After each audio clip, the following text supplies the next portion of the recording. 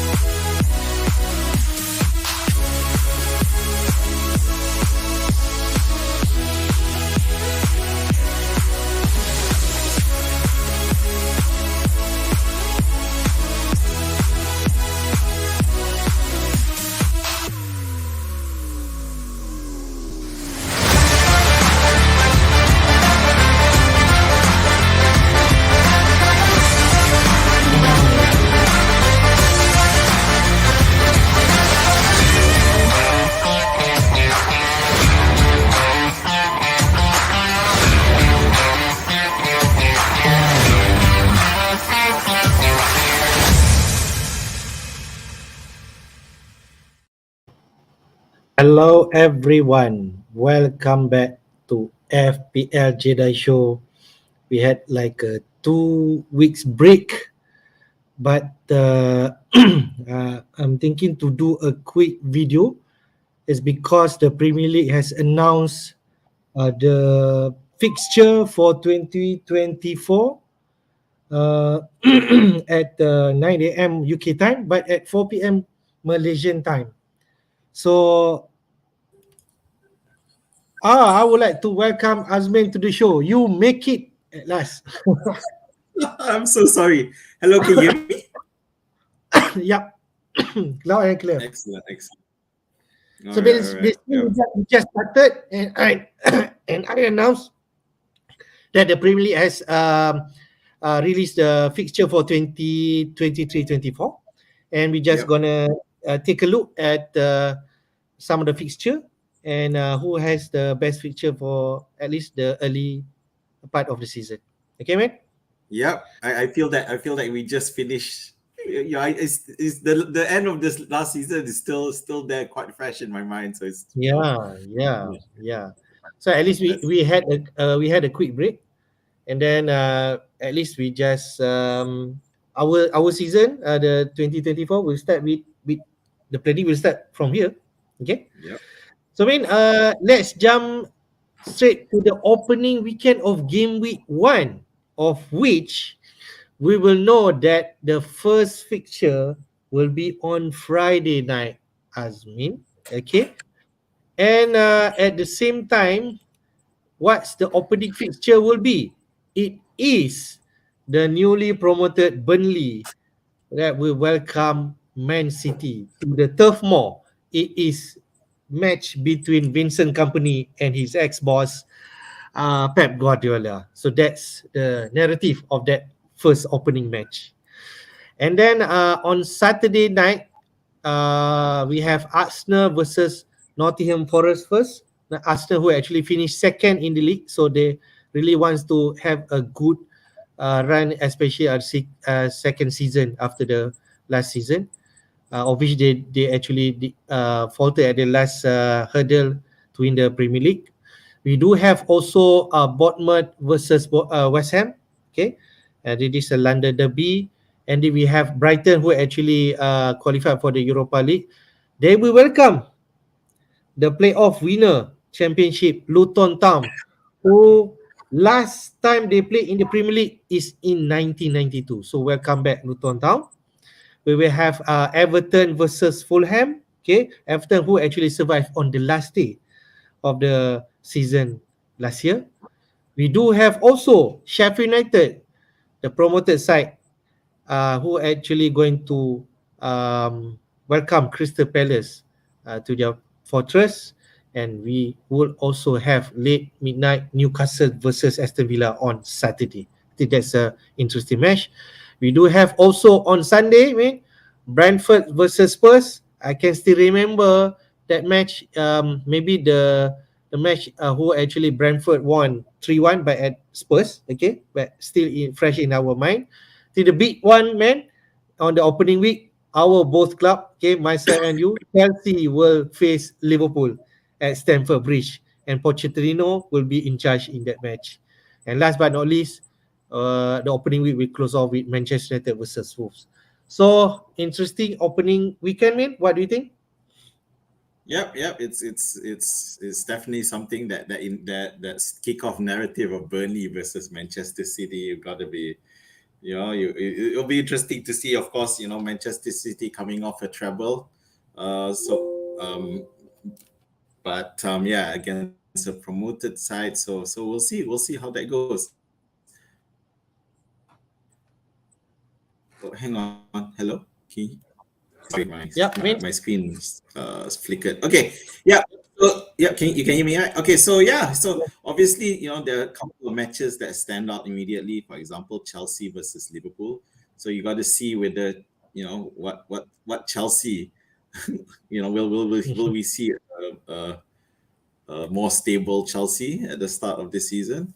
At the same time, Arsenal versus Nottingham Forest. Nottingham Forest was the second last team that Arsenal faced, and they did lose that one towards the end of the season. But by then, I think the title was already decided. Nottingham Forest won 1-0, I think it was. Yep. So anyway, the other promoted teams, you got Sheffield United once more coming back to the Premier League against Palace. If you remember, Palace ended up with Vieira getting fired. Hodgson steadied the shift just enough to get them staying, and they've recovered enough early. They recovered early, I should say, before they decided to go on holiday for most of the rest of the season. And of course, the biggest survivors of them all, which is Everton versus Fulham. Fulham, of course, who are still under Marco Silva, and Everton used to be under Marco Silva at one point. So yeah, but it's a lot of fun. But there's still a lot of transfer activity going on. So we don't know what will happen, because now it's 15th of June, so there's still almost a month away, and plenty of things will happen. Like Kane, is Harry Kane staying at Spurs? Yeah.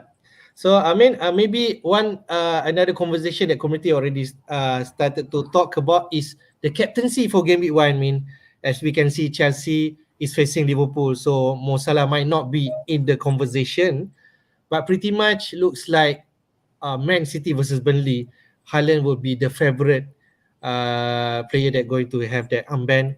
But another match, Arsenal versus Forest could actually provide captaincy, or maybe we can go Brighton versus Luton Town, who the promoted side. What do you think, Min?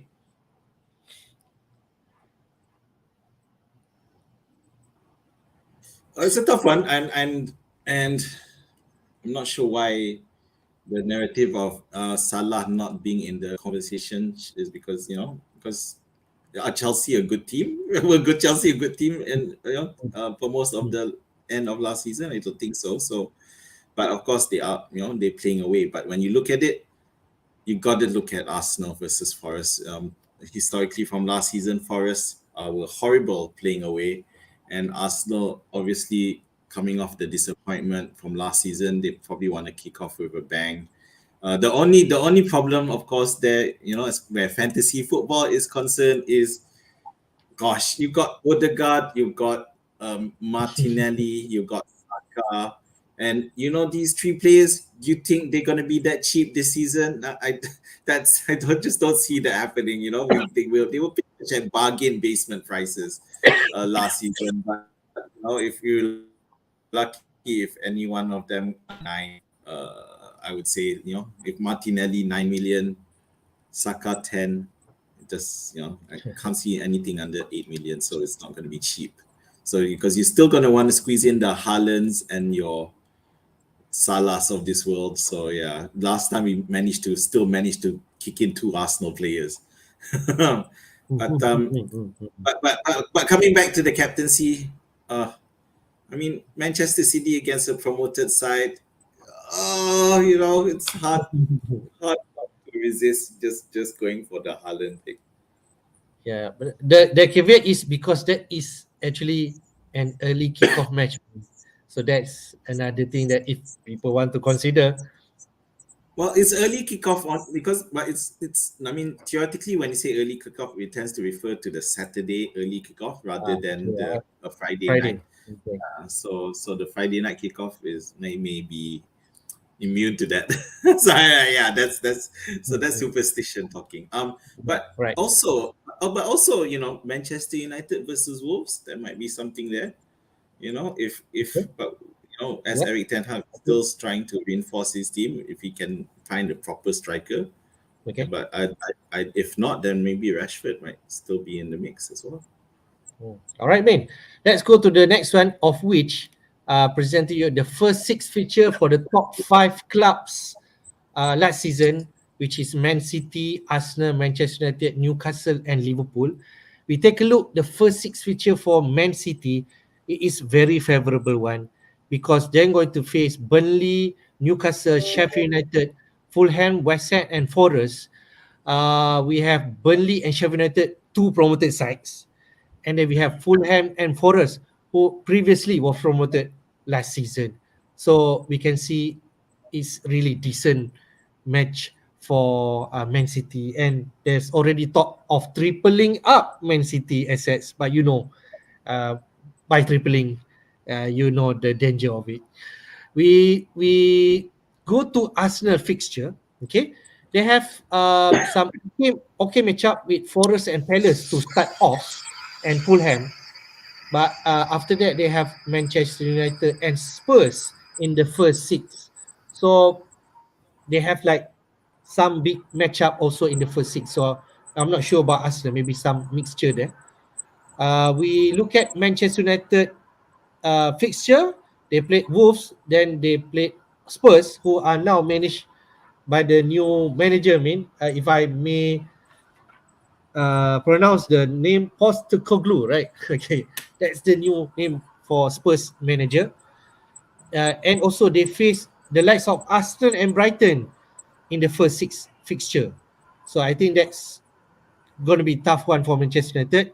Even tougher for Newcastle because they're going to face the likes of Man City and Liverpool, and then Brighton in the first six matchup. And for Liverpool, like we mentioned, they face Chelsea and then Newcastle. But the rest is should be okay. So what you can make up, for the first six matches for these five clubs? Oh, well, I definitely agree with City having the best because you would argue that Newcastle and Fulham are the tougher sides in the first six fixtures, but City are playing at home for both those matches. So that's why so in a way that kind of um, knocks out the tough match bit as well. Gives City a bit more of an advantage, whereas the rest is a lot more mixed. You got Arsenal, who also have to play Manchester United and Spurs, but of course again they're at home. Arsenal is a derby. But Manchester United, I would think that Eric Ten Hag will continue to build up the team and to become stronger. If I look at Liverpool's match, it's also good actually. I'm not sure what shape and form Chelsea will be in. The only thing is they are playing Newcastle at St James Park, so that could be a bit of a trouble. But we do know, but of course we know Liverpool themselves are in a rebuilding process at the moment. So it's a quick question with who how Liverpool will line up. So, but it'll be definitely something to watch because they've got quite a few players, and in the attacking lineup other than Salah. Although at the end of the day, most of us will just pick Salah and don't worry about the rest.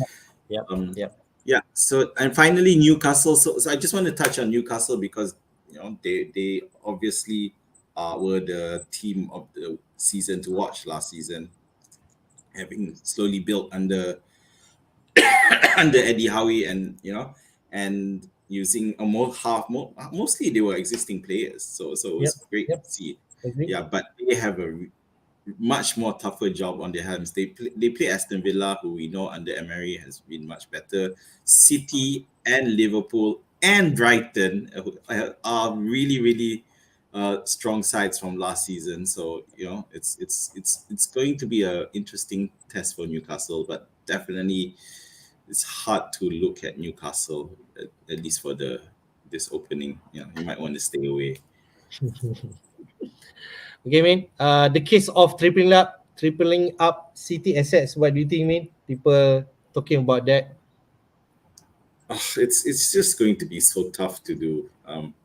We need to see what the price range is, what it's like, because no one's gonna get any cheaper, are they? So you're pretty much looking at, I don't know, Haaland, Mm-hmm.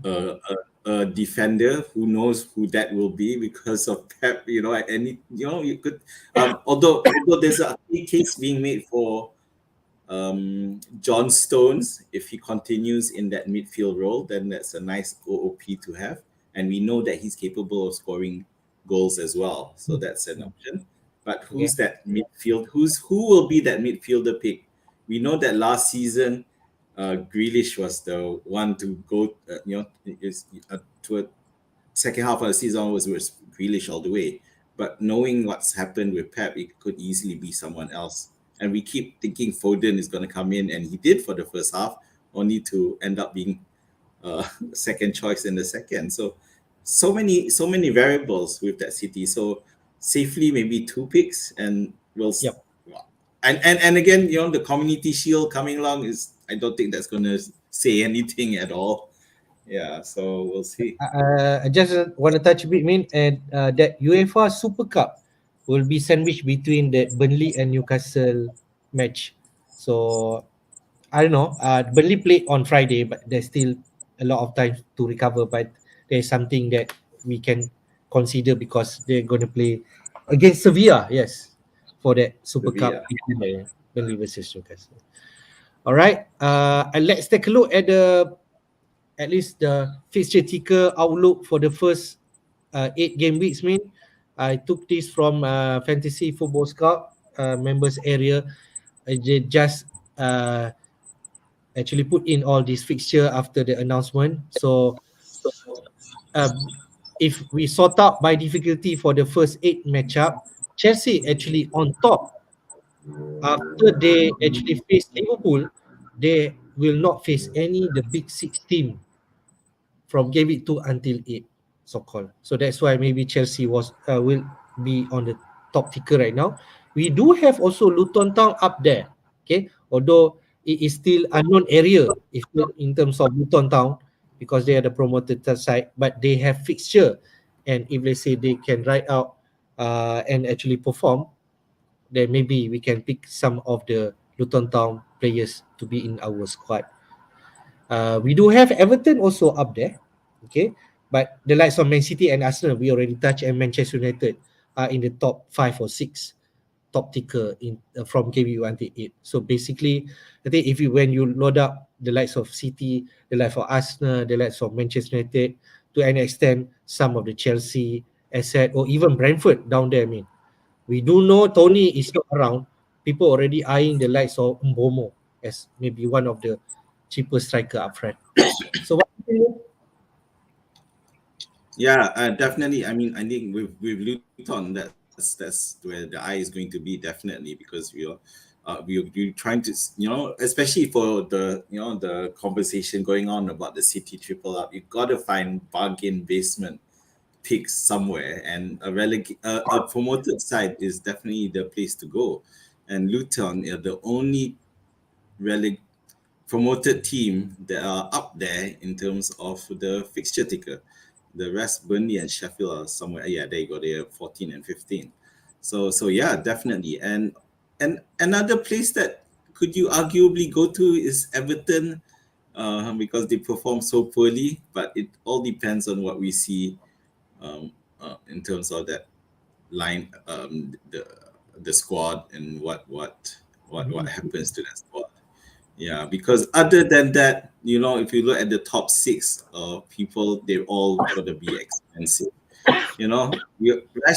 Rashford. I can't remember how much was Rashford at the start of last season. Was he 7.5? It's kind of cheap. 6.5 is quite Six cheap. point five. So there you go. So Rashford 6.5. Is he? Definitely. I think at the very minimum 9 is looking like a more realistic uh, price for him. So other than Luton, it's hard to find any bargain basement for you. So you may have to end up going lower, but unfortunately the quality might not be there. And just going down a bit further. Of course, you mentioned Umbuemo just now could be a possible option. It seems if you remember, without Tony, they didn't seem to have a problem scoring goals anyway.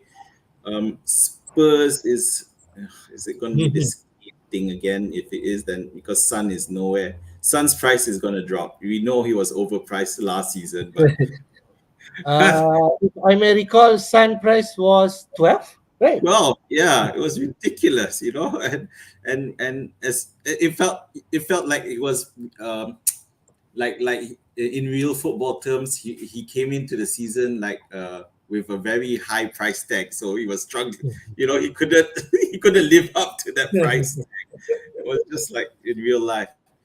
Crystal Palace could be interesting, but as we know, Eze really blew up a bit in Yeah, yeah, the last third of the season, and Olise might be an option there. Remember, if you look there, their first match is against Sheffield United, but then it is followed by Arsenal. So I do like Fulham because right. with I'm not sure how much Mitrovic probably won't be that cheap either. He probably maybe 7.5 to 8.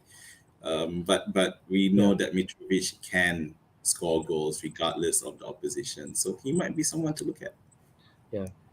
Possibility if let's say Harry Kane still in Spurs, yeah, not sure whether you want to. I'm not sure. Still based on price, mean whether we can go premium. But you already mentioned the likes of Arsenal, I said, going to increase in price. Manchester United, the likes of Rashford, right? Who else? Maybe Brighton asset might go up in price. The likes of Mitoma, Solimac, because Brighton also in the Europe League and Aston Villa asset. So then after that, you need to go the cheaper one like I don't know Brentford, Crystal Palace, even Fulham. Pereira won't be Yeah, 4.5 anymore, but he might be 5.5, 6, right? So maybe that's the place you go. yeah. So with Brighton is interesting because if you remember the likes of what was that guy's name, the the strike But the one I think his name Fulham, starts is with it? E. Fulham, who? No, Brighton. Oh, Brighton, NC is it? Yeah, and so yeah, that's the one. Because you saw him, he had sporadic appearances, but then when he scored, it was beautiful goals. And if he Yep, breaks yep. into the starting lineup, his price might not have increased because he didn't play as much. And Mm-hmm. if he becomes a fixture, then that might be an option to look at. But of course, the problem is he is playing as a forward, so that is a striker slot there. But if you look at their fixtures, it is tempting. You start, have a nice start with Everton, and Brentford. But then Arsenal, Manchester City away is going to be tough. But after that, you've got Luton Town, Crystal Palace, Chelsea, and Sheffield United, which to me looks quite. Oh no, I'm looking at the wrong. Sorry, I was looking at Fulham. Sorry, Brighton, Brighton. yeah. Yeah. Brighton, So you got Luton Town, yep. Luton Town first, Wolves, West Ham, Newcastle back at home, okay, Manchester United stuff, but then Bournemouth. So it's pretty decent, and we've seen Zerbi do really well with that team, so he could really push on here. But uh, at the start, at least until the Europe Yep, fixtures start, I'm just about to say that. yeah, Mean just want to touch a bit. Okay, the bottom ticker, at least the bottom three, the likes of Bournemouth, Wolves, and Forest, I think is a no go. Especially Forest, they face Arsenal, Manchester United, Chelsea, and Man City in the next eight. uh, pretty much is a tough one. And I was thinking like maybe I can slot in like the likes of Morgan Gibbs White or even Brandon Joseph if they say they're still cheap. But the fixture are not Yeah. favourable. And then we have Wolves who facing Manchester United, the likes of Liverpool and Man City also in the next eight, and Brighton inside there also, and Bournemouth, Liverpool, Spurs, Chelsea, Arsenal. So I think these are the three teams that you won't go for their players at least for the first eight. Yeah, it's I do feel bad for Cooper and with Forest, after such a haywire season, but fortunately managing to stabilizing the ship. I'm sure you would have hoped for a more decent start for the new season, but no, just more rubbish he's gonna get thrown into, but he's just gonna have to deal with it. At the same time, Bournemouth was also another promoted side from last season, and another team with a tumultuous start, which ended up with Scott Parker saying something about how his team weren't ready for the Premier League and he ended up getting fired as well. So it's yeah, I do feel sorry for Forest and Bournemouth, but that's the Premier League. They're just gonna have to deal with it. All right, man. Interesting stuff. I'm excited to see this feature. Uh, at least we know what the team that we can think of, what kind of player. People already start drafting, man. Okay, you can go to FPL team. You can go to live FPL if you're itchy to get this player because the prices are not out yet. But yeah, they actually forecasting some of the pricing for players and you can start drafting there. But the FPL is not live yet. Okay. If that's so, man, I think we already touched the main fixture. Okay, the opening week. Just go through some key dates, man. Of which the transfer window already open, which is on the Wednesday, 14 June, and it will open until Friday, 1st September. There's still like few months away before that transfer window close. The Premier League fixture already released today, man. Okay, on the 15th June, we will have the FA Community Shield on the 6th August, which is like 1.5 month more. Okay, before that time comes, and the Premier League will officially start on Saturday. But for Burnley and Man City match, they will play on Friday. Just want to touch a bit, man. Also, this season should be a normal one. Okay, it's not like last season that affected by the World Cup and also the uh, Queen Elizabeth funeral, right? Okay, so I think that's the event. So yeah. So there will be like a mid-season break somewhere in 30th, 13 to 20 January that will happen, and the season expected to end um, somewhere in May, which is that is the normal uh, calendar season for Premier League. Yeah, so you gotta, obviously. So again, one thing to remember is because the transfer window closes on 1st September, about 3 weeks. I think it's what? Hang on, 3 weeks times 21. Uh, yeah, about 3 weeks after the uh, Premier League has kicked off. So obviously, so 3 weeks means that after the first 2 weeks, you may see some teams panicking as their as their squad looks terrible, and then that's when you will see a lot of maybe late transfers coming in at inflated prices.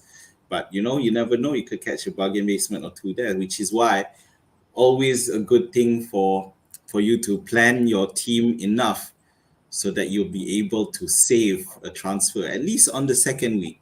So your first week should always you'll try to save the one transfer so that you don't have to make a transfer in the second week, saving up one transfer because when the transfer window towards the end of the transfer window there may be a lot of opportunities there, and especially at some decent prices if you're lucky. So yeah, so that's always a good strategy to remember. Other than that, yeah. So that's about it. The Community Shield 6 August again.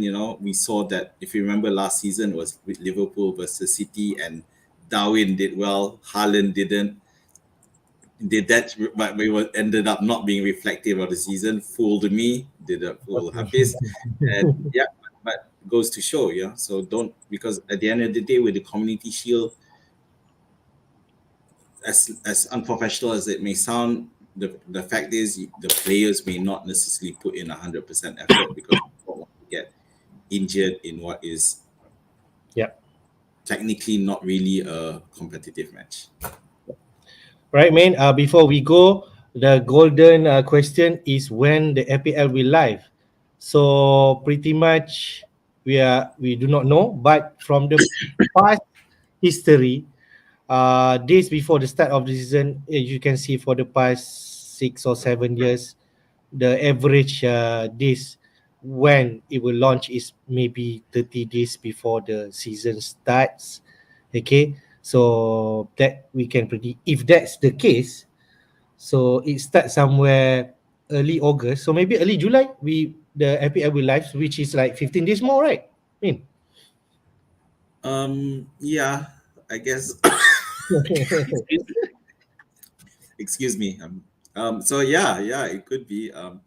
Now, if you look at the 21st, 21-22 season, that was 51 days, which was quite a long time. But of course, let's not forget that this was during the COVID times. So there was a lot of uncertainty and what was things was going on. Yep. So yeah, so it's unlikely to be 50 days. So yeah, 30 days it seems to be the most likely. But yeah, the transfers, the drafting, as you mentioned earlier, is already out there. At the same time, with keeping an eye to all these transfer gossips happening. So we'll see what happens. All right, man. Thank you for joining the session. If not, I'll be alone, and maybe it will be a shorter one. So that's it. We already covered the fixture release. Yeah. We are excited to be back. Maybe in 2 weeks' time, we'll come back with the team draft once the FPL live, man. So until then, take care and see you again. All right. Take care, Hafiz. All right. All the best, guys, and take your time, relax. Plenty of time. All right. Thank you for watching. Bye bye. Bye.